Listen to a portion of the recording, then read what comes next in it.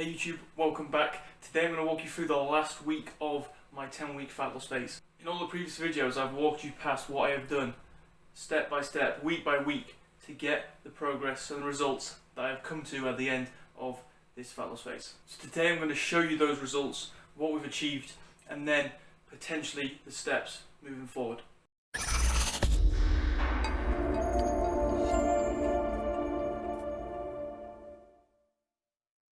Just a quick recap on last week and the changes we made. Because last week we knew was going to be the last little push before obviously the end of the whole 10 weeks, we made a little few adjustments to make sure to be confident and comfortable that we were going to be dropping another 2 pounds minimum on that last week. So we dropped food down to 2,300 calories a day, we kept steps at 12,000, kept training sessions at 5 times a week, and kept that one cardio session in there.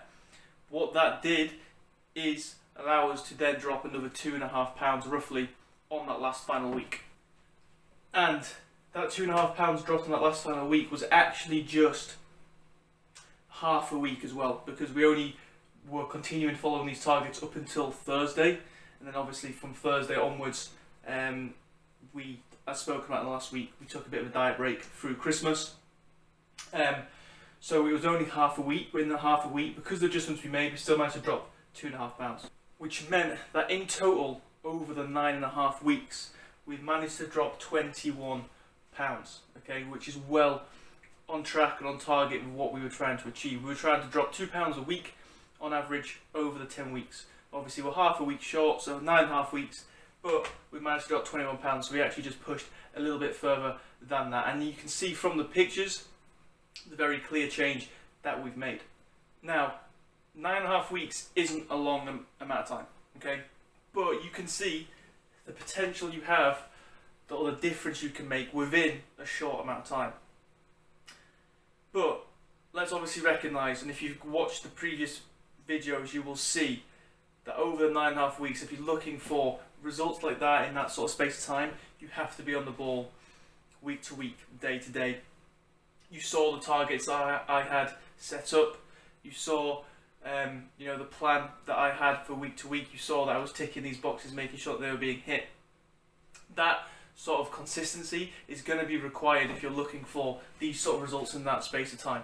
So obviously going into January now, the last thing I would want is for people to expect to get a similar result like this in the same space of time, with the expectation that it's not going to require that much consistency or adherence or being on the ball with it. Okay, if you're looking for this level of results in that space of time, consistency is absolutely key.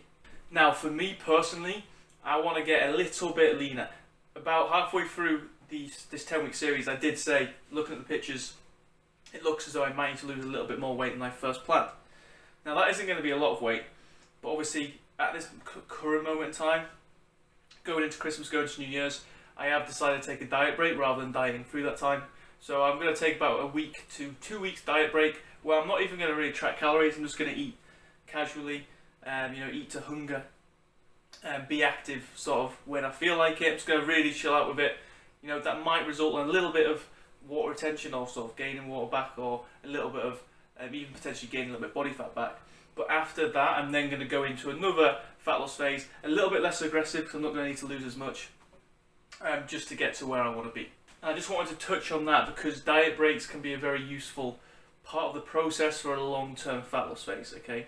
So let's say, for example, like my example right now, in total, this might not be a 9.5 week fat loss phase, it's actually going to be a 13, 14, 15 week, because I'm going to get back into it for another 3-4 weeks after this. But the diet break has allowed me to take a little bit of a breather, a little bit of a sort of relaxing period away from the fat loss, to then get back into it later down the line. Okay, and using little tactics like that can really help people or yourselves if you've got a decent length fat loss phase to tackle. Now the very, very last thing I want to talk about is what I would suggest you do in a situation where you are at your very end result. Okay, so let's say after the 9.5 weeks, the 21 pounds that I've lost, right now I'm happy with how I look, right? You have to transition out of the dieting phase that you've been in, okay, or the fat loss phase you've been in, because if I was to stay here I would continue to drop body fat and lose weight over time. But that's not what I want to do. I'm happy where I am. I just want to maintain my body weight, right? Maintain my condition.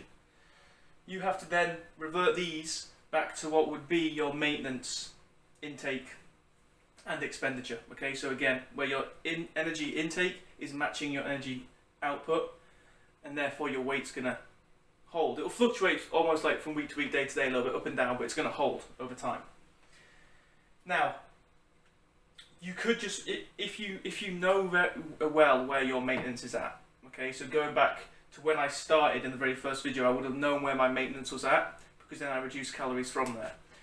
Now, once you've dropped a little bit of weight and been in a fat loss phase for a little bit, that maintenance from where it was will likely be a little bit lower. Okay, so let's say it was. So let's say my maintenance in week 1 was 3,300. I can't remember exactly where it was, but I think it was close to that. If I was to revert calories straight back to 3,300, chances are this would maybe be a little bit over my maintenance now because my maintenance has dropped. Okay, so I could guesstimate and I could go, okay, I think my maintenance is now going to be something like 3,100 calories or 3,200, and I could just immediately take food up to that, okay, and see what my weight does over a few weeks and see if it's holding. Okay, you can just transition straight out like that if you know your numbers well and if you know where your maintenance calories might be. If you don't know and you're a little bit unsure, the tactic I would use would be to increase food and to reduce expenditure slowly over time and see what happens. For example, you might take food up to 2,600, so increase it by 300, and you might remove that one cardio session that you have in the week. Okay. You might then see what your weight does the next couple of weeks, and if it's still dropping a little bit, you make adjustments again. You might then increase food to 2,800, and then you might reduce your steps to 10,000 a day. Again, give it a couple of weeks, see what happens. If it's still dropping, do the same again. And then, for example, you might take food up to 3,000, and you might drop steps to 8,000. Then over a couple of weeks, you might find that your weight's holding, and it's sort of fluctuating. You then know, going off this amount of food and roughly this amount of expenditure, you're at your maintenance intake, or maintenance balance, should I say. And from here, you can comfortably maintain your current condition, right? You can get an idea of how much food that you're eating and how active you're being without tracking on these sort of numbers. And, you know, makes life a little bit easier for you. That's just the last thing I wanted to mention and take into consideration, because quite often a lot of people can finish their goal, get the result that they're after, and then almost completely revert back to where they were and what they were doing. And that sometimes can backfire, because then they're overshooting a little bit and maybe go back into a slight surplus, maybe get a bit of regain on that body fat and, you know, lose that condition a little bit that they've worked for. So it's just something to take into consideration, something to think about once you've reached your result. Hopefully you found this video and the series of videos really helpful. Hopefully it's given you some insight into how potentially to go about your own fat loss phase. It's given you some useful information and guidance. If you have found this video useful, please do drop a like. If you haven't already, please do subscribe. And if you've got any questions, throw them down below and I'll get back to you. Take care.